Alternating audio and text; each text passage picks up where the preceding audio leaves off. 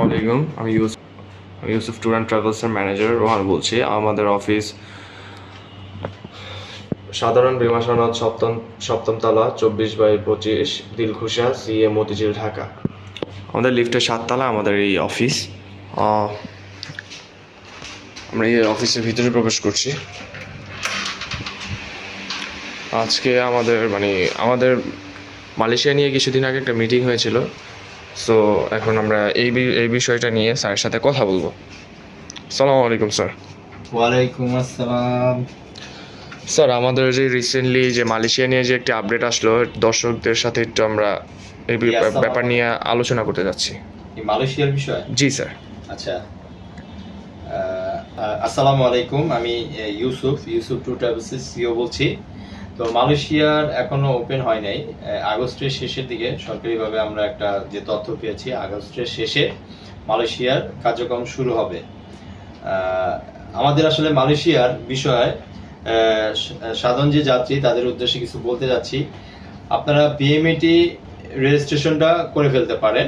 হ্যাঁ, যারা যে এজেন্সির মাধ্যমে যান না কেন, বিএমইটি রেজিস্ট্রেশনটা করে ফেলবেন। আর বাধ্যতামূলক টিটিসি, যেটা প্রত্যেকটা জেলায় টিটিসি সেন্টার আছে, সেখানে 3 দিনের ট্রেনিংটাও কমপ্লিট করে রাখতে পারেন।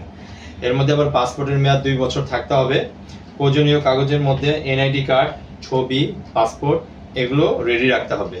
এটা হচ্ছে মালয়েশিয়ার আর জানতে পারবেন খুব শীঘ্রই। মালয়েশিয়া যখন হবে সবাই জানতে পারবেন।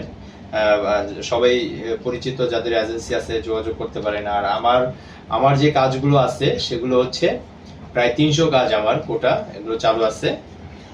ফ্যাক্টরির কাজ, আমি শুধু ফ্যাক্টরি, কনস্ট্রাকশন, রেস্টুরেন্ট, হোটেল এগুলোর কাজগুলো আমি করে থাকি। আমি কোনো আপনার পাম বাগানের যেটা বা এগ্রিকালচার এগুলো আমি করবো না। হ্যাঁ, এর আগে যখন মালয়েশিয়া খোলা ছিল আমি এগুলোর কাজ করেছি, বাট যেসব যাত্রী আমি পাঠানো হয়েছে খুব বিপদে ছিল।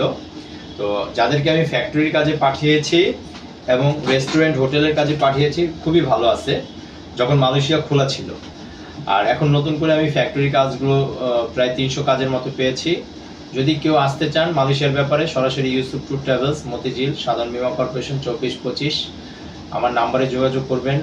স্ক্রিনে আমার ম্যানেজারের নাম্বার, আমার অ্যাসিস্ট্যান্ট ম্যানেজারের নাম্বার, আমার মার্কেটিং এক্সিকিউটিভ ওদের নাম্বার দেওয়া থাকবে। স্ক্রিনে আমার ঠিকানা দেওয়া থাকবে, আপনারা ওই ঠিকানা অনুযায়ী যোগাযোগ করবেন। আর আমরা এখন পাসপোর্ট সংগ্রহ করতেছি মালয়েশিয়ার, যারা যেতে ইচ্ছুক।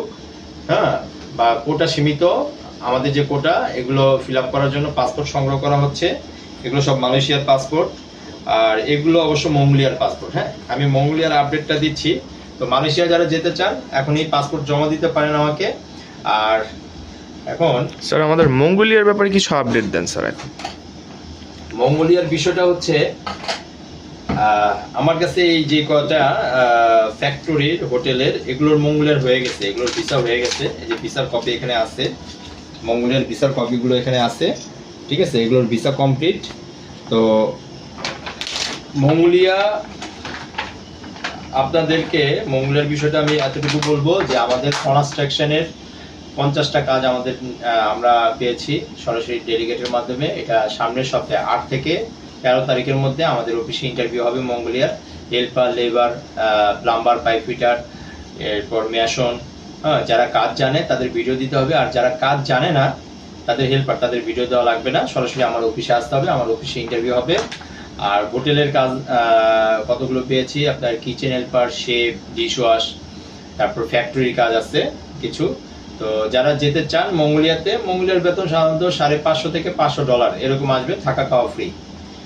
আর খরচাপাতি কত খরচ পড়বে এগুলো সরাসরি আমার অফিসে আসবেন। আর মালয়েশিয়ার ব্যাপারে আসলে আজকের ভিডিওটা হচ্ছে মালয়েশিয়ার জন্য। হ্যাঁ, মালয়েশিয়া যারা বই দিতে ইচ্ছুক তারা বই দিতে পারেন।